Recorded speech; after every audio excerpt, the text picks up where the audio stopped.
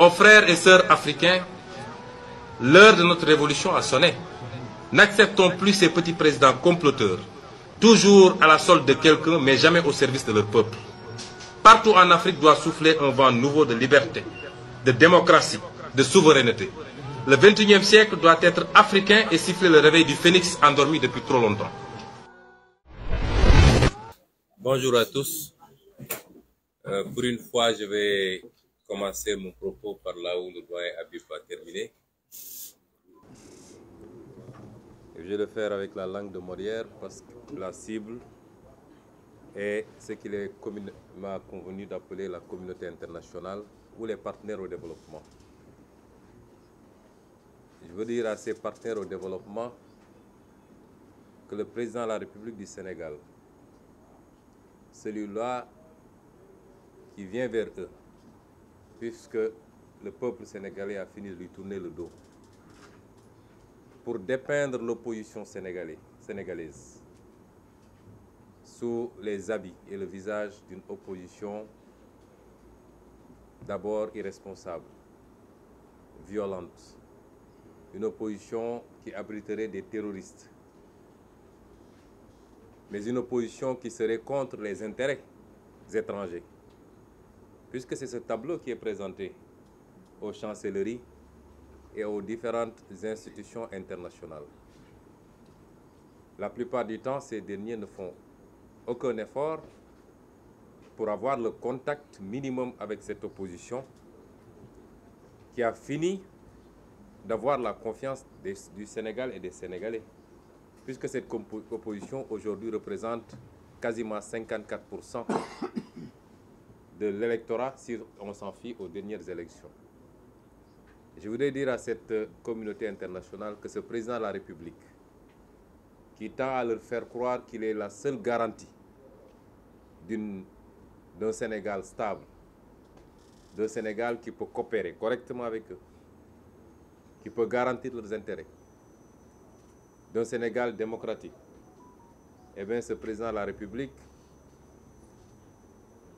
est ce garant de la gabegie, de la malgouvernance, du détournement des deniers publics, et particulièrement dans des moments extrêmement graves, des moments de crise sanitaire, des moments où énormément de Sénégalais ont perdu la vie, que ce président de la République puisse être le promoteur, mais également le protecteur de pratiques malsaines qui ont permis à certains de ses collaborateurs, ministres particulièrement et principalement, de détourner des milliards de fonds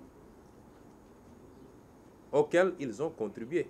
Vous avez contribué, vous, partenaires au développement, institutions internationales, bailleurs de fonds, partenaires bilatéraux, partenaires multilatéraux. 84% de ces fonds sont issus de vos financements. Mais 84% de ces fonds traduisent l'effort du peuple sénégalais, un peuple qui souffre, un peuple frappé de plein fouet par la pauvreté, le chômage, l'incurie dans tous les secteurs d'offres en biens de services publics. Et ce peuple-là, malgré tout, se serre la ceinture pour donner caution à ses gouvernants, leur permettre d'emprunter à son nom, mais également de contribuer. Ce peuple-là qui continue à contribuer fiscalement pour que l'État puisse avoir les moyens de sa politique. Ce président de la République-là est le garant de ce système. Ce n'est pas seulement à ce niveau-là, puisque les rapports, il y en a encore et encore. Le dernier rapport sur le Sénégal du département d'État a souligné que des institutions, des instances, des organes ont été mis en place pour contrôler la gouvernance publique, mais que souvent leurs rapports ne sont pas suivis d'effet. Je vous ai rappelé que dernièrement, la présidente sortante de l'OFNAC a dit que rien que l'OFNAC a aujourd'hui plus de 40 dossiers sur la table du procureur. 40 dossiers de détournement de deniers publics. C'est des dizaines, voire des centaines de milliards.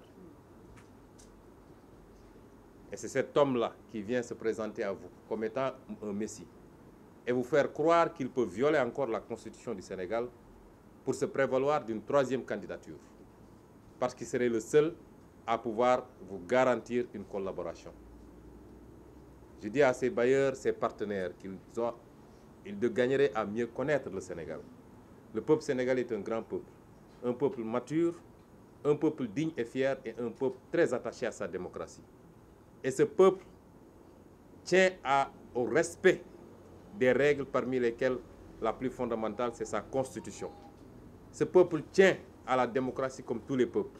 Ce peuple tient à ce que les transitions se fassent de la manière la plus apaisée, la plus démocratique, et qu'il est seul le dernier choix par rapport à celui ou à ceux à qui il veut confier le destin de son pays. C'est ce président de la République, vous, communauté internationale, qui instrumentalise la justice pour s'attaquer tous les jours à l'opposition, à la société civile, à la presse, à tous les symboles d'une démocratie vigoureuse et à tous les symboles de la vitalité démocratique, de la respiration démocratique dans un pays. Vous en êtes conscient et vous le voyez. Nous ne faisons que vous rappeler. Le peuple, partout en Afrique, doit souffler un vent nouveau de liberté, de démocratie, de souveraineté. Le XXIe siècle doit être africain et siffler le réveil du phénix endormi depuis trop longtemps.